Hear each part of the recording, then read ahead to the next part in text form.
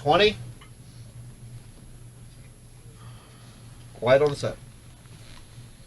I love when you say that. Yeah, we need that every day. 10 seconds. Exactly, Mike.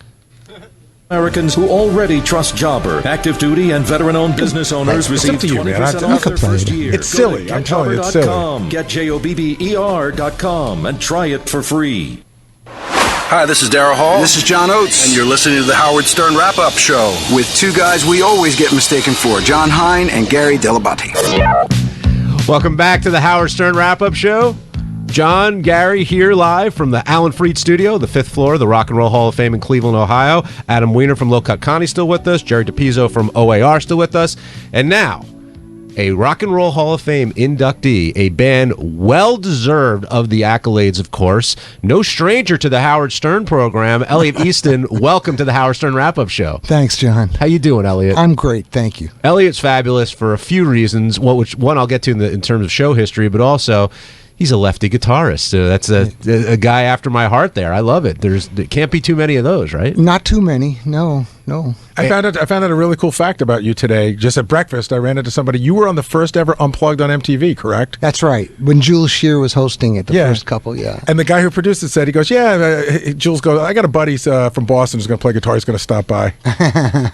Yeah, I think it was the guys from Squeeze and Sid Straw.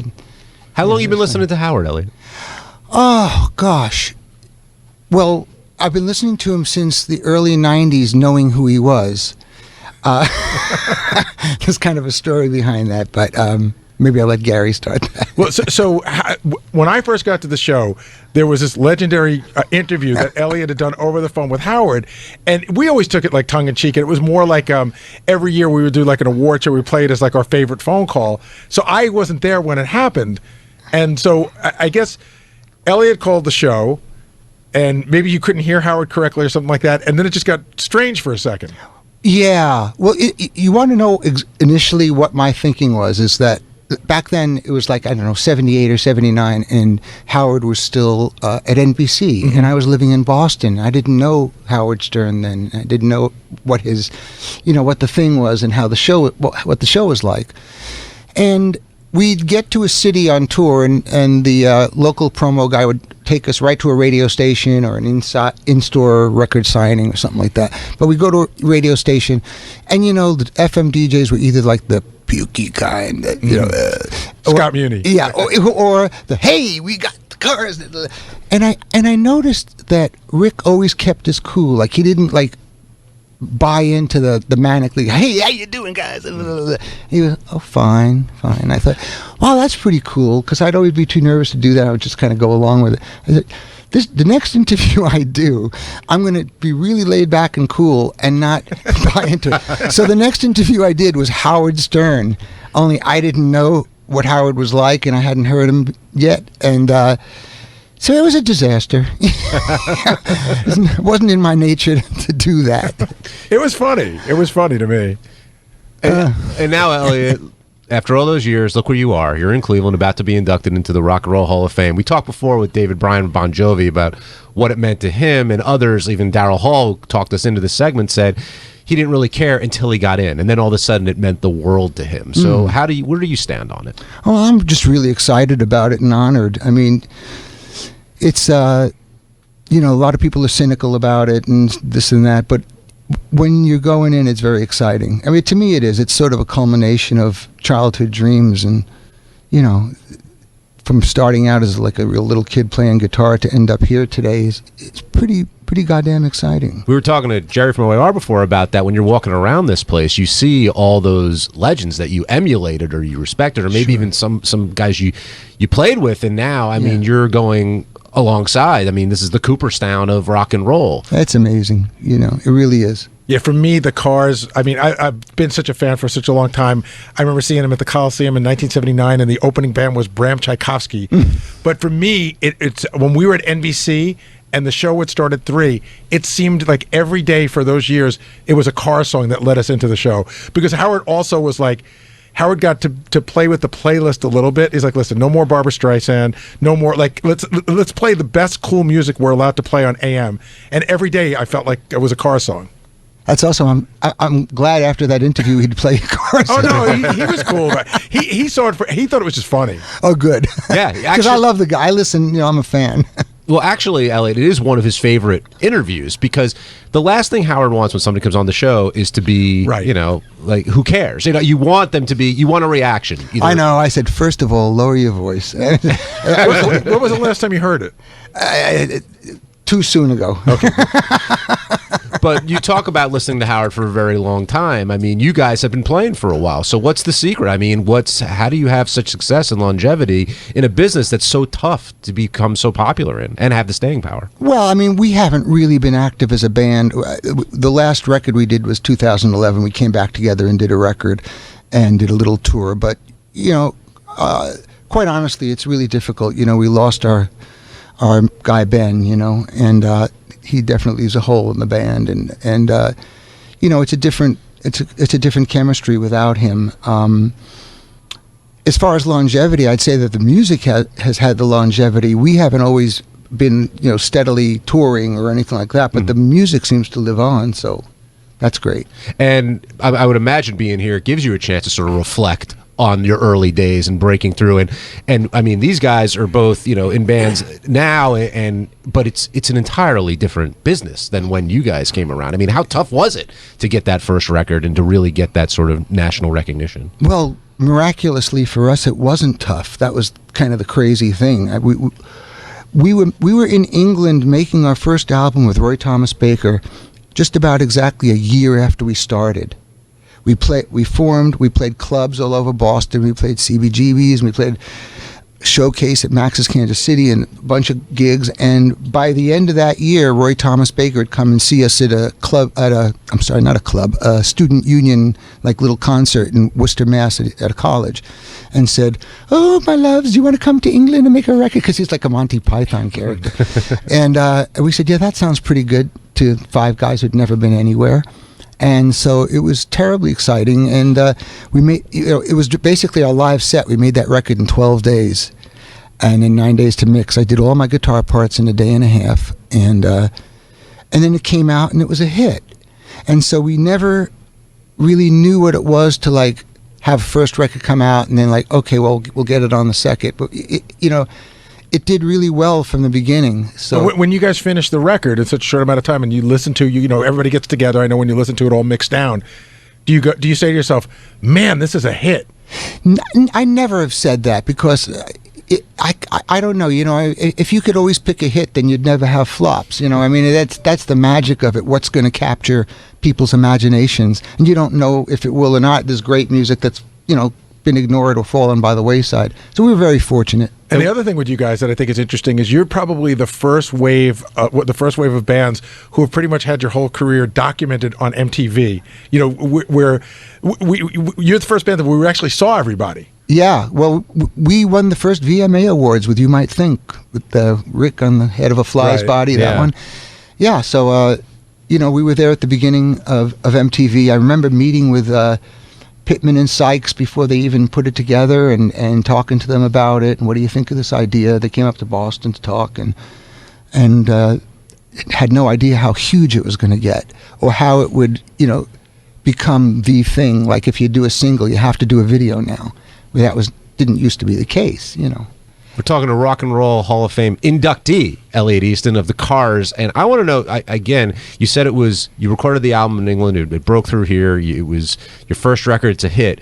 At what point for Elliot Easton do you realize, okay, life's a little bit different now? I mean, life's going to change, and what was your reaction to that? Having sort of, not being able to walk down the street and all those trappings of a star rock and roll musician. Well, that didn't necessarily happen. But in a funny kind of way, like all my life leading up to that, I thought, gee, if I could just make a record, like so many people say, just have that piece of plastic in your hand that you made a record, then everything would be great in my life, and everything I've ever wanted would be.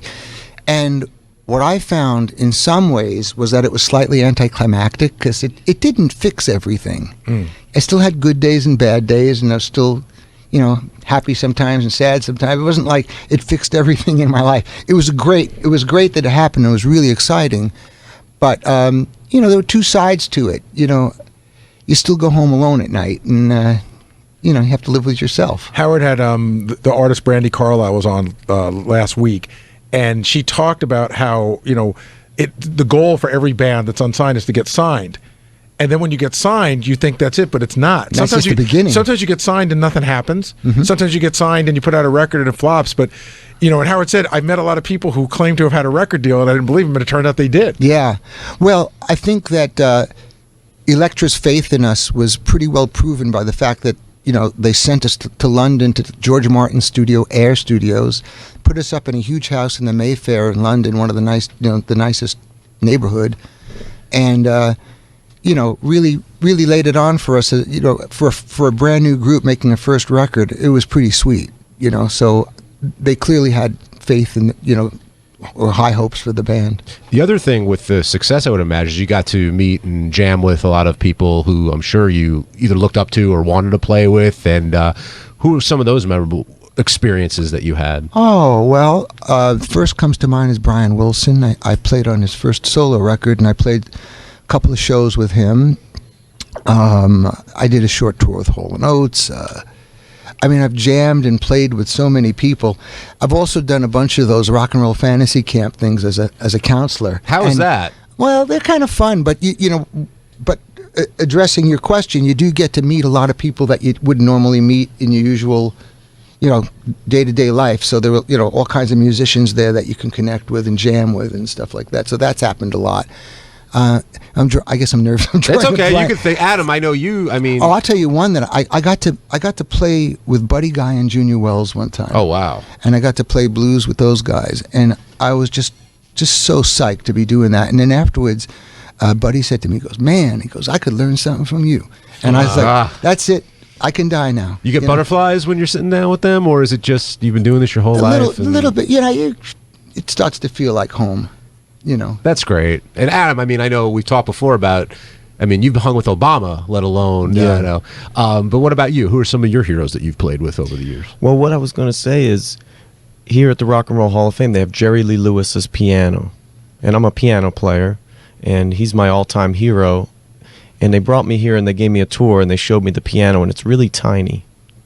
And I looked at that and I said, wow, this guy played this like $50 little spin-it piano, and he really changed the world and revolutionized rock and roll. I don't know if there's something like that for you, maybe Hendrix's guitar or something here today. Oh, for me it's probably something from either Elvis or the Beatles or something like that.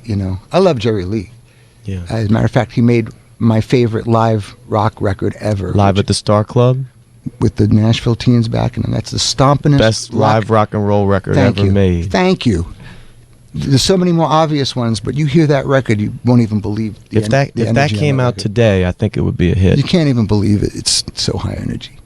And Jerry, we're talking about touring and what it does, and how the business might have changed over the years. Touring is everything now to the musician, right? When it comes to the dollars, I'm thinking, because you're downloading, and it's just the way you buy music now. It's a whole different business. Yeah, and not only for the dollars, it's just the ability to reach your audience, I think, is the most important. And for O.A.R, it's been it's really been our driving engine from the very beginning. It was all based on that live show experience and what we were trying to create for folks. And it's really the driving force behind us today. We get out there every summer. You can count on it. O.A.R is going to be out on the road, touring this country. And Elliot, can you contrast touring versus being in the studio? Were you a studio geek at all, or? Well, yeah, they're very different. Being in the studio is kind of the process of creation. It's like having the baby, and then touring is kind of like taking the baby for a walk in the stroller. The hard part is coming up with something from nothing. When touring is more just playing the music and giving people a good time for the evening, and just kind of playing what you've already recorded. But thinking the stuff up is the hard part. And Howard always says, Gary, when he's at a concert, he doesn't want to hear you standing next to him singing along with the band. He just wants to hear the music. That's why he's there. But Adam, you know this. When you're up there, do you want people singing along with you? Absolutely. That's in the greatest feeling in the world is to know that you sat in your bedroom and you came up with something, and now thousands of people know the words and care. You know, that's the thing that we all do this for. More than money, more than the travel, more than anything, is that connection with people where that your music that you created means something to them. Don't you find it funny when you hear Howard talk about musicians? Because Howard has such respect. When people come in and he sees them sing live, or he can watch, he'll see a band and he'll watch like a guy play the glockenspiel, and he'll go, "Oh my God, watching you is so amazing." And Howard is like really revolutionized radio, comedy, all these other things. But also, I think he wishes he wrote a hit song. You know what I mean? Or I think he wishes he could be, I don't think he wants to be the lead singer. I think he wishes he could be the guy in the band playing keyboard and singing background vocals. Yeah, he's mystified by that process. I've seen, you know, when someone comes in and sits down with a guitar or piano, sings a beautiful song, like, wow, you know, how do you do that, you know? Well, because we have the luck, which most people don't have, to sit 10 feet across from somebody when they do it. And when you're watching, even like when Bono and the Edge were on, just watching the Edge play that close, you really get to see everything. Well, I say it all the time. One of the, I think the biggest privilege I have working here is before the bands come on, getting ready to come on, because they're first meeting Howard, and there's a little awkwardness, and there's sound checking, and that's where you sort of feel, as you were saying before, Elliot, even though you're playing a song that you've written, it's sort of the creativity kind of flow, and you watch Howard look at the bands, and he really is in awe of people like you guys, because one, he's not a musician, but two, he's a rock star in his own right. And he would love to know, you know, that magical formula. And all of you come about it at different ways. Your process is different than Adam's, is different than Jerry's, is different than David Bryant's, who was in here before. But isn't that what makes music so special? The fact that you can come at it from so many different directions? Well, absolutely. I mean, it's the same you could say for Howard. His approach is so different than anybody who was previously on the radio, you know. And we're like the same age, grew up in the same part of the country, and you know, he always talks about Cream and the stuff. You know, I love the same stuff. And Mountain. Yeah, you know. So, yeah, I get a big kick out of the show.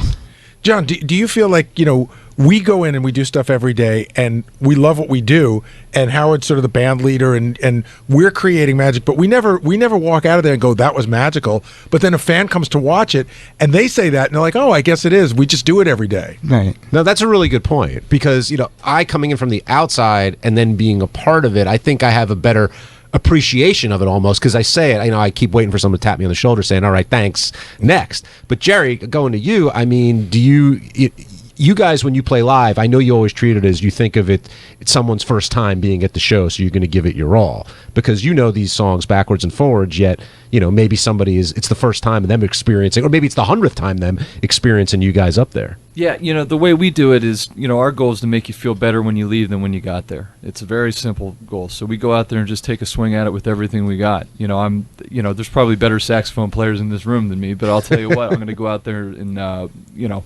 almost pass out trying to give you a good time. Springsteen in his show calls it it's the magic trick. The magic trick.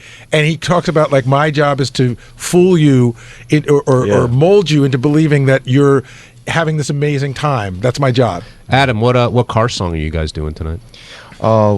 Maybe you'll be surprised. All right. I like that tease. We're going to do Drive. Oh, very nice. Very nice. Yeah. And Elliot, what are your expectations for tomorrow? I mean, I mean, just for it to go smoothly, really. You know, we hadn't played together in a few years. We've been rehearsing and playing and having a great time, getting back together. Let me interrupt real quick, because I'm fascinated by that.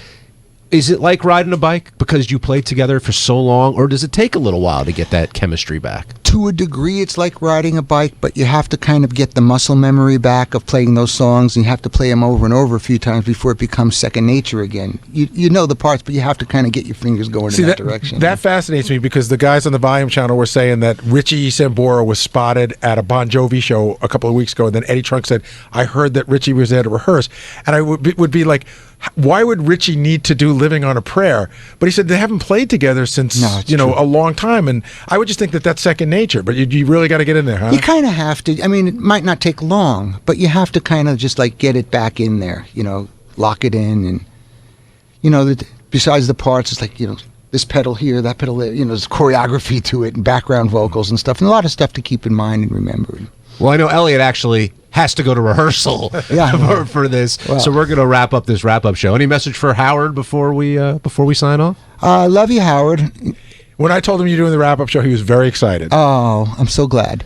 So glad. I'm always listening. Oh, that's great. Well, thank you, Elliot Easton, Rock and Roll Hall of Fame inductee from the Cars. Adam Weiner from Low Cut Connie going to be performing tonight. Anything else you want to plug while you're here? Well, we got a new record coming out in 4 weeks. It's called Dirty Pictures Part 2, and I'm not going to say anything bad about it.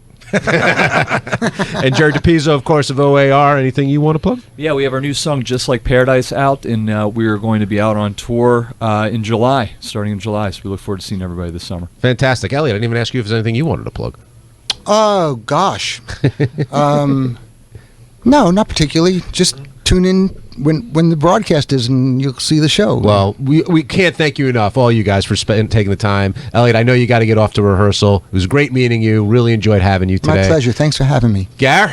Elliot, just say hello to your brother Leslie. We worked at Record World together in the 80s, and that's our bond. Oh, Gary, we have another hour now we got to do. Come on. All right, we got to sign off. So for Adam Weiner, Elliot Easton, Jerry DePizzo, Gary Dell'Abate, I'm John Hein. Thank you for listening from the Alan Freed Studio on the 5th floor of the Rock and Roll Hall of Fame in Cleveland, Ohio. Thank you, Jim Davison, for running the board. Hope you guys enjoyed the Howard Stern wrap-up show. Howard's giving a speech tomorrow night. We're going to follow Robin's News on Monday in the two best places that you'll ever find on satellite radio, Howard 100 and Howard 101.